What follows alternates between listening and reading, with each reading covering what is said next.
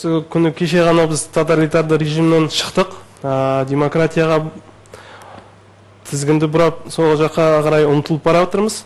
Және сол тоталитарлық режим деген сөздің өзі қайдан шығады? Ол тотальный контроль дегеннен шығады, мысалы.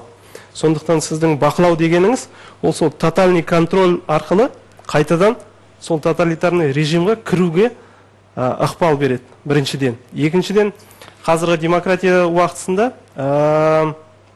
нарықтық заман. Нарықтық заман дегенде коммерческий тайна деген болады, коммерциялық құпия. Мысалы, кешеде жаңалықтан көрсетіп жатыр, қаншама 30 миллиард евро налог арқылы, салық арқылы Германияның бюджетіне төленбеген. Себебі